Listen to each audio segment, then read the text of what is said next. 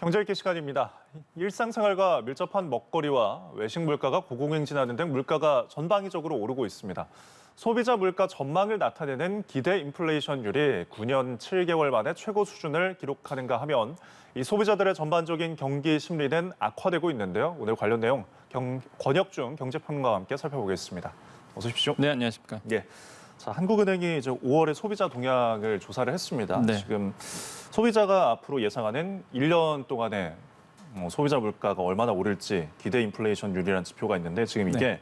일단 지난달보다는 0.2%포인트 올라서 3.3%로 집계가 됐거든요. 네네. 근데 이 기대가 현실로 만약에 반영이 되면은 실제 네. 물가를 끌어올릴 수 있는 파급 효과가 있는데 이 지표 네. 어떻게 보셨나요? 굉장히 저는 기대 인플레이션이 이렇게 높아지는 거는 우려스러울 만하다라고 저는 생각을 해보겠습니다. 네. 일단 한국은행이 24일에 이제 발표를 했죠. 이게 한 10일에서 17일 사이에 2,500가구로 이제는 설문조사를 해서 이루어졌는데 예. 3.3% 이제 집계가 됐습니다. 그래서 4월에가 이제 3.1%였는데 이게 0.2% 포인트 정도 더 상승을 했다라고 보시면 되겠고 예. 9년 7개월 만에 가장 높았다라고 보시면 되겠습니다. 그럼 아까 말씀하신 것처럼 이제 파급 효과 이런 말씀하셨는데 그냥 기대 인플레이션이 이제 인플레이션으로 가는 이 네 가지 경로가 보통 있거든요. 아, 네. 첫 번째로는 가계의 기대 인플레이션이 상승한다라고 본다 그러면 당연히 내 구매력이 하락을 하잖아요. 네. 나 뭐 월급 받아도 살 게 없어 이런단 말이죠. 그럼 당연히 이제는 명목 임금 인상을 요구하게 됩니다. 아. 한마디로 이제는 임금 인상 해달라 얘기하겠죠. 예. 그럼 기업 입장에서는 당연히 그거를 주기 위해서 생산 비용을 또 증가될 수밖에 없고 네. 인플레이션을 또 압박하는 상황으로 가게 됩니다.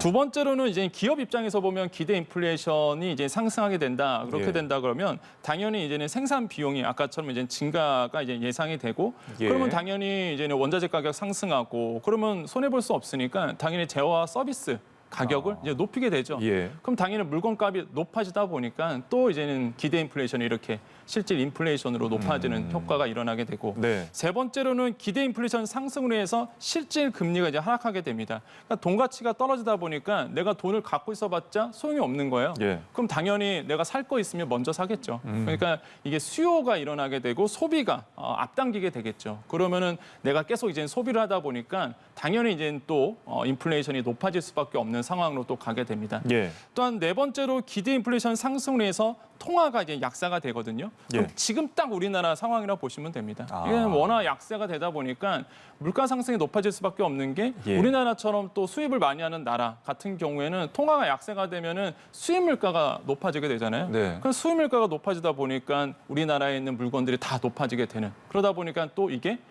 인플레이션이 또 높아지는 이런 악순환이 이루어지다 보니까 뭐 이제 많은 분들이 기대 인플레이션하고 나하고 무슨 상관이야 그런 게 아니라 이런 현상 때문에 결국에는 인플레이션이 높아지고 물가 상승의 압박을 받겠구나라고 이해해 주시면 되겠습니다. 네, 이 기대 인플레이션율의 연장선일까요? 경제 상황에 대한 소비자들의 심리를 종합적으로 네. 보여주는 지수도 이제 소비자 심리 지수인데 석 달 만에 하락으로 이제 전환을 했거든요. 네. 지금 거리두기가 해제되고서 좀 어떤 소비 심리가 살아나면서 빠른 회복세를 보였던 것 같은데 네.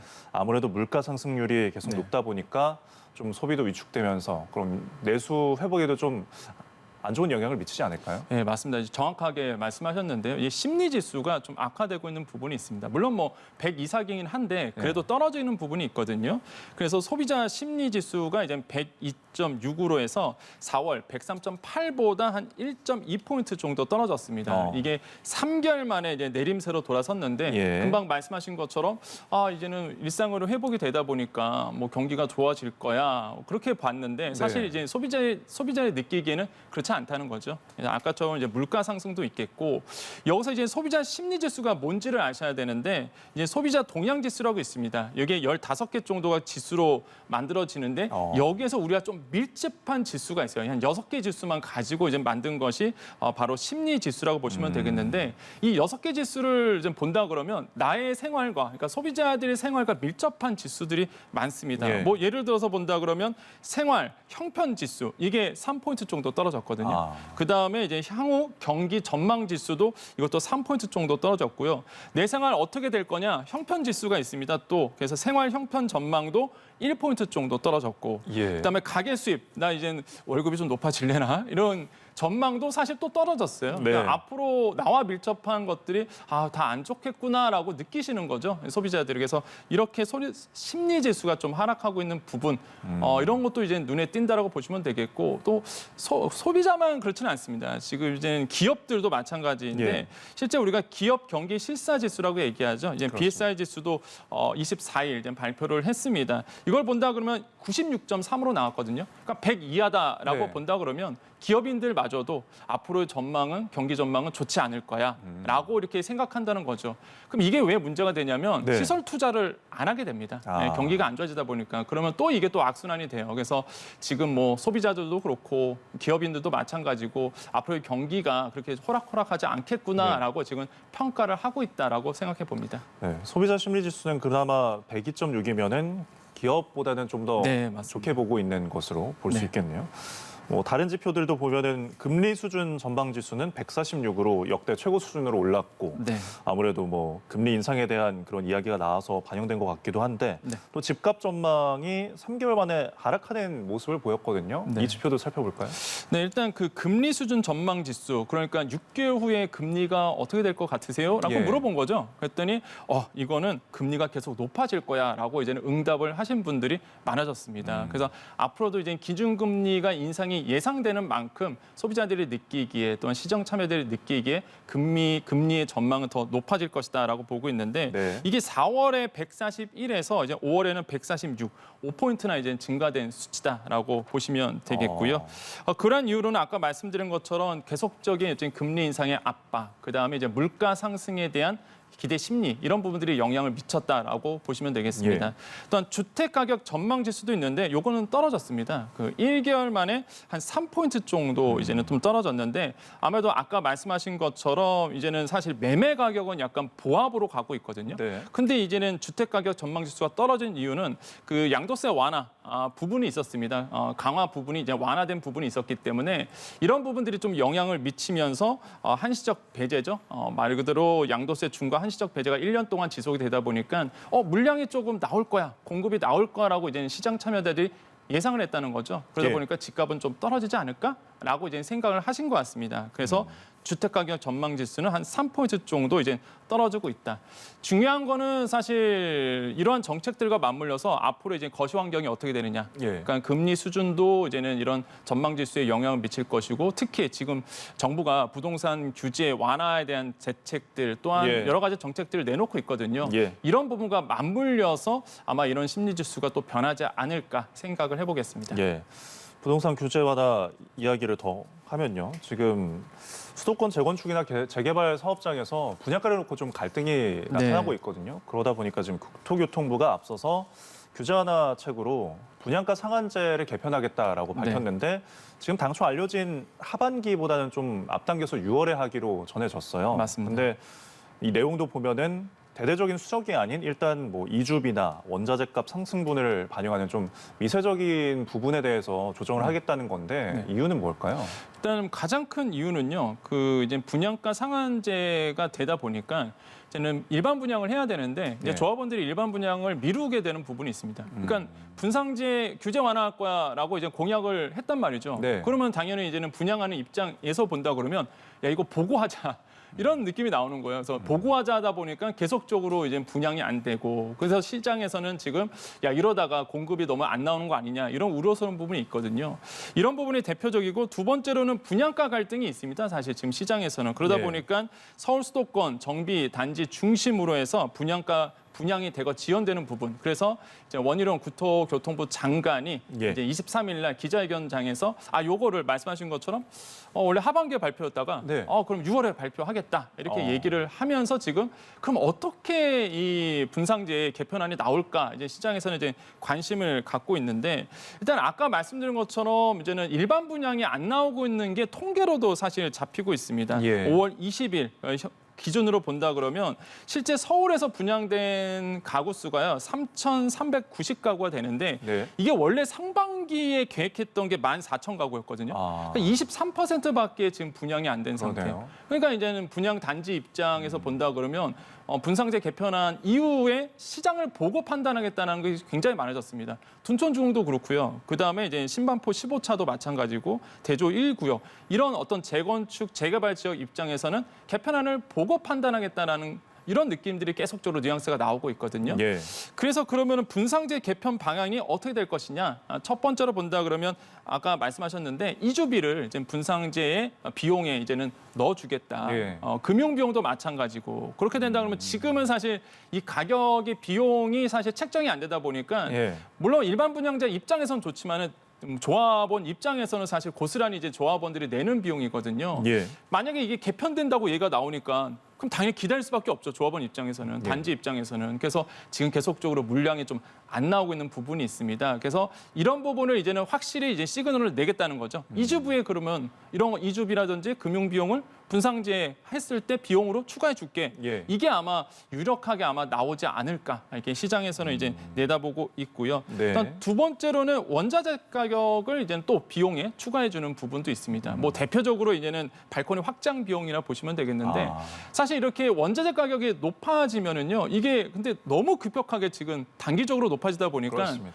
뭐 분양가 상한제의 비용이 녹여내질 못해요. 네. 그러다 보면은 사실 이제 또 조합원들 입장에서는 이게 또 분양가 가지고 싸우거든요, 사실. 예. 그래서 왜 우리가 다 내야 되느냐. 그러면 분상제 적용하는 일반 분양자들은 60에서 70% 싸게 들어오는데 예. 조합원들이 그 내용을 고스란히 내야 되거든요, 사실. 이런 원자재 가격의 상승한 폭에 대해서. 그래서 이런 부분도 이제 비용에 반영시켜 주겠다라고 이제 얘기를 하고 있습니다. 그래서 네. 아마 이 두 가지 측면에서 개편안이 좀 나오지 않을까 시장에서는 생각을 하고 있습니다. 예, 아무래도 대규모 공급을 공약했던 정부이기 때문에 네. 그래서 지금 이런 분양 계획이 계획보다 한 20%가 좀 우려스러운 대목일 것 같습니다. 네. 그리고 당장 다음 달에 상한제 개편뿐만 아니라 전세 대책도 같이 발표하겠다고 밝혔는데 아무래도 8월에 임대차 3법 시행 2년을 맞이하다 보니까 지금 전월세 시장 대란설이 나오고 있거든요. 네. 이에 대한 선제적 대응이라고 볼 수 있을까요? 그렇죠. 지금 시장에서 가장 부동산 쪽에서 관심 있는 게 예. 야, 8월 대란 진짜 벌어질까? 진짜 정말 양분돼 있어요. 8월 대란이 전월세 대란이 일어날 것이다, 일어나지 않을 것이다 이렇게 양분되어 있는데 지금 시장에서는 뭐 8월 대란은 기정사실화돼 있다라고 보고 있거든요. 이미 뭐 시중에서는요 이중 가격이 형성되어 있습니다. 말 그대로 뭐 신규 전세는 뭐 폭등한 상태고 예. 갱신은 줄어든 상태고.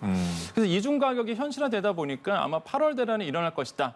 그래서 이제는 정부가 이제는 발표를 했던 것이죠. 그래서 6월 전월세 대책 발표하겠다라고 얘기했는데 첫 번째로는 오피스텔에 대한 추가 규제 완화 부분, 아니면 인센티브를 주는 부분 예. 이런 부분도 아마 시장에서는 흘러나오고 있습니다. 그러니까 현재 상황은 사실 오피스텔에 대한 규제 완화를 했죠. 그러니까 전용 면적으로 84제곱미터 초과 공급분에 대해서 난방을 허용하는 부분, 저는 이거 되게 획기적으로 봤거든요, 사실. 네. 그래서 대형 오피스텔도 이제 난방까지 해주면 예. 아파트나 뭐 다를 게 주거나 없거든요, 사실. 다름이 없죠. 예, 그래서 이런 부분이 지금 현재 이제 하고 있고요.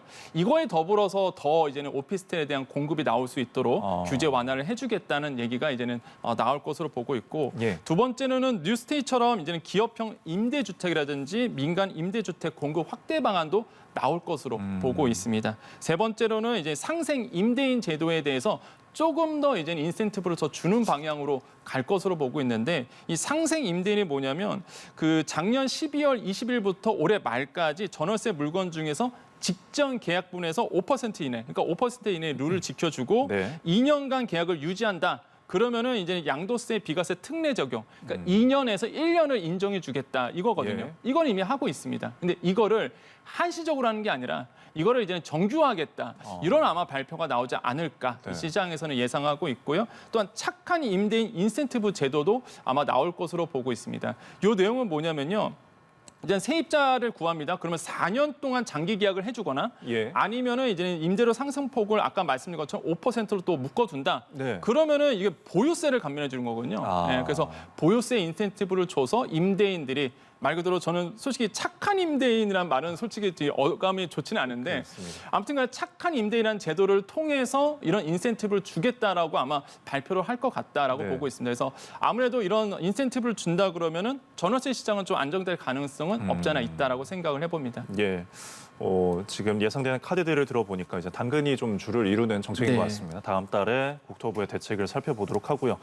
다음 주제는 이제 주식 이야기로 좀 해보겠는데 지난주에 굉장히 하락세를 많이 보였던 뉴욕 증시가 네. 간밤에 3대 지수가 일제히 상승으로 마감을 했거든요. 네.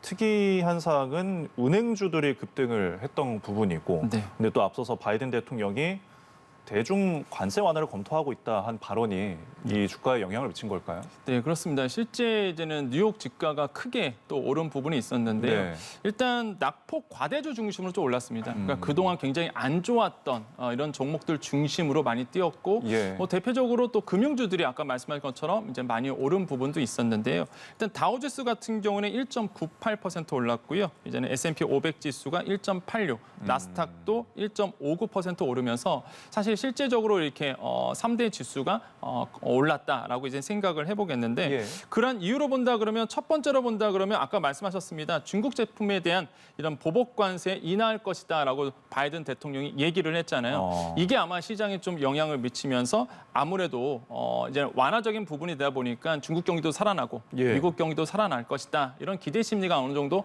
반영이 됐다라고 보시면 되겠고요.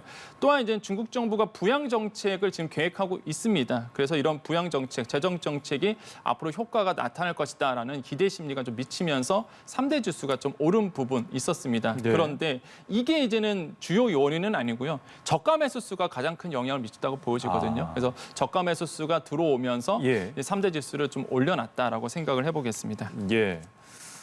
사실 이 대중국 이제 보복 관세가 트럼프 전 대통령 시절부터 있던 거잖아요. 네네. 근데 지금 이렇게 완화 가능성이 언급되다 보니까 앞으로 철폐에 대한 기대감까지 나오고 있는 모양새인 것 같아요. 근데 이 대중 관세가 정말 완화되거나 철폐될 경우에 혹시 우리에게 오는 이득은 무엇이 있을까요?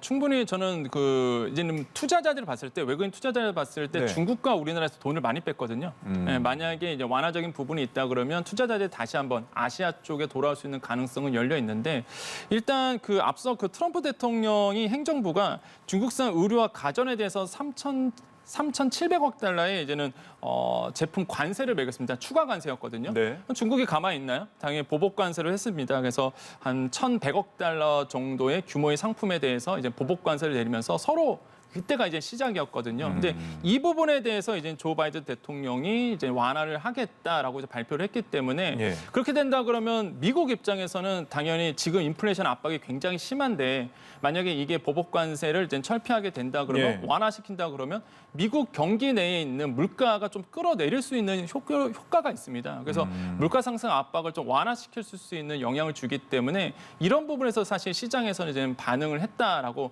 보시면 되겠거든요. 예. 그래서 그렇게 된다 그러면 이제는 중국에 대한 완화적인 정책들, 그러면 중국 경기가 이제 살아날 것이고, 그러면 미국 경기도 다시 한번 물가 상승의 압박이 완화될 것이고, 그러면 중국 경기가 살아난다? 그럼 당연히 우리나라의 대중무역이 심한 나라가 우리나라입니다. 그러다 보니까 우리나라 입장에서도 이제는 대중무역에서 활발성이 일어날 수 있고요. 예. 또한 무엇보다 아까 말씀드린 것처럼 외국인 투자자들이 떠났던 외국인 투자 자금들이 중국과 우리나라에 다시 한번 들어올 수 있는 여력이 생기기 때문에 네. 저는 우리나라에는 굉장히 긍정적인 영향을 줄 것이다. 이렇게 생각을 해봅니다. 예, 알겠습니다.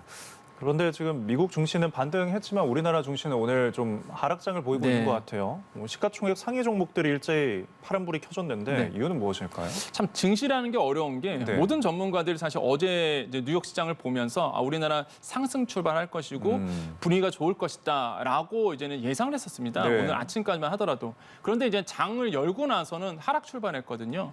그래서 이제는 이 디커플링 현상이 계속적으로 일어나고 있구나라는 걸 확인을 해줬는데 네. 일단은 개별 이슈에 따라서 종목별 차등화가 이루어지고 있다는 것이 지금 눈에 보이고 있습니다. 네. 또한 이게 어제 말씀드렸던, 그러니까 어제 있었던 일이죠. 그러니까 이런 대중 관세를 철폐하거나 완화하겠다는 부분이 시장에서는 그렇게 이제 평가를 한 것 같아요.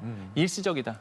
이거 가지고는 사실 미국 기업이 살아나거나 지금의 물가 압박이라든지 경기 호조세를 지속시키기는 어렵다라고 시장 참여자들이 지금 판단을 해서 예. 실망 매물들이 지금 나오고 있고요. 사실 어제 대표적인 게 선물 시장이 떨어졌던 부분, 이 네. 부분이 아마 특징적인 것 같아요. 그래서 이런 부분에 대해서 투자자들이 좀 실망하고 있다. 이렇게 해서 우리나라 시장에서도 이게 고스란히 영향을 미치고 있다라고 생각을 해보겠고, 예. 그러니까 규제 완화가 사실 이제 경기 침체를 막는 데는 역부족이다라고 이제 시장에서는 참여해서 아마 지금 우리나라뿐만 아니라 지금 아시아 시장 전체적으로 다 빠지고 있거든요. 그래서 이런 부분에 아마 실망 매물들이 나오지 않나. 특히 기관과 외국인들이 빠지고 있기 때문에 예. 이런 것들이 좀 특징이다라고 생각을 해보겠습니다. 예, 알겠습니다. 오늘은 여기까지 이야기 나눠봤습니다. 지금까지 권혁준 경제평론가와 함께했습니다. 고맙습니다. 네, 감사합니다.